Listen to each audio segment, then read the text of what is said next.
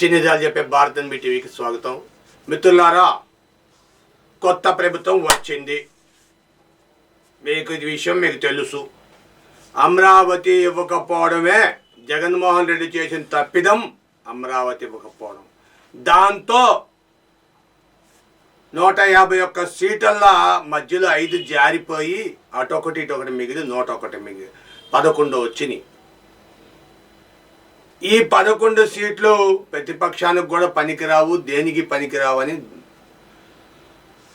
ఒక పక్క అక్కడ తెలంగాణలో లోటస్ పాండ్లో ఆయన నివాసానికి ముందు రోడ్డుని ఆక్రమించుకొని నాకు అధికారం ఉందని దాన్ని మొత్తం రూములు కట్టేశాడు, రోడ్డు అంతా బ్లాక్ చేసి. అయ్యేమో మన రేవంత్ రెడ్డి పగలు కొట్టారు.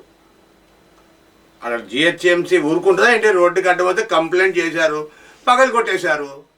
దానికి మనమా బాధ్యత ఏంటి? రేవంత్ రెడ్డి ఏం లేదు దాంట్లో, వాడు పగలు కొట్టారు. ఈయన కాంగ్రెస్లోకి వెళ్తా ఉన్నప్పుడు కూడా రేవంత్ రెడ్డి ఎందుకు పగలు కొడతాడు? పబ్లిక్ ఎంటర్ఫైర్ అయ్యి, బాబు మాకు అడ్డంగా ఉంది, మాకు ప్రాబ్లం అవుతుంది, ట్రాఫిక్ ఇక్కడ ఆగిపోతున్నాం మేము, అది ఉన్నదే 30 అడుగుల రోడ్డు. సరే, ఈ విషయం ఇప్పుడు కాదు, కానీ విషయం పక్కన పెడేద్దాం. మెయిన్ విషయం ఏంటంటే, మన పట్టణ అభివృద్ధి శాఖకి నారాయణ గారిని ముఖ్యమంత్రి గారు మినిస్టర్గా చేశారు. నారాయణ గారు ఎట్టకేలకు అమరావతి నిర్మాణానికి 2 ఏళ్లలో, అంటే 2 సంవత్సరాలు, 2 ఏళ్ళు అంటే 2 ఏళ్ళు కాదండి, 2 సంవత్సరాల్లో అమరావతి నిర్మాణాన్ని పూర్తి చేసేస్తా. కేవలం 59 రోజుల్లో 38,000 ఎకరాలు భూమి రైతులు ఇచ్చారు మాకు.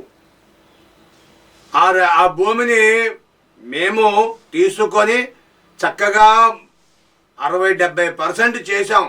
ఒకలేంటి న్యాయవాదులకి, జడ్జీలకి, అందులో 4th క్లాస్ ఎంప్లాయీస్కి, అలాగే మినిస్టర్లకి, ఒకటి కాదు అందరికీ ఇచ్చాం. ఇండస్ట్రీలు పెడదాం అనుకుందాం, అవి కూడా రెడీ చేసాం. అయితే మీరు చేసిన తప్పిదమో మేము చేసిన తప్పిదమో 2019 బాబు గారు అధికారంలో రాలేకపోయారు. ఒక్క ఛాన్స్ అని చెప్పి 20 సంవత్సరాలు వెనక్కి తీసుకెళ్ళాడంట జగన్మోహన్ రెడ్డి. దాంతో ఆగిపోయింది. 1,00,000 కోట్లు కావాలి అమరావతి డెవలప్ చేయాలంటే అని. ఇప్పుడు నారాయణ గారు ఏమన్నారు? 10,000 కోట్లు ఉంటే చాలండి, అమరావతి పూర్తి అయిపోతాయి, ఈ రోడ్లు గేట్లు కూడా ఇవి కూడా చాలా వరకు అయిపోతాయి అంటున్నారు నారాయణ. మరి ఇన్ని రోజుల్లో ఇంత చేసిన ఇది అయితే నారాయణ గారు ఒక మాట అంటున్నాడు, కొత్త కమిటీ ఏర్పాటు చేస్తాడంట. ఒక 5-3తోనూ ఒక కొత్త కమిటీ ఏర్పాటు చేస్తాడంట. 2-3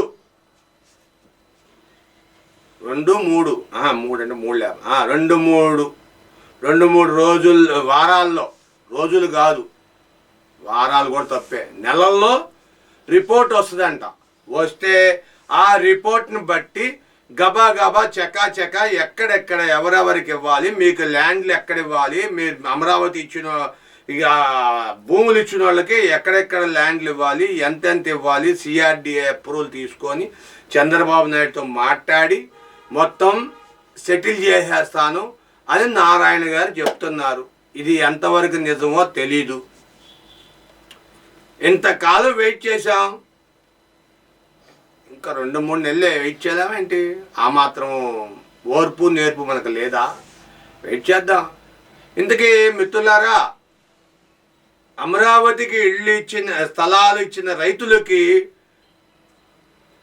నారాయణ భూములు ఇస్తాడా, వాళ్ళకి న్యాయం జరిపిస్తాడా లేదా అని మీ విలువైన అభిప్రాయాల్లో కామెంట్లో తెలియజేయండి, షేర్ చేయండి, లైక్ చేయండి. Thank you.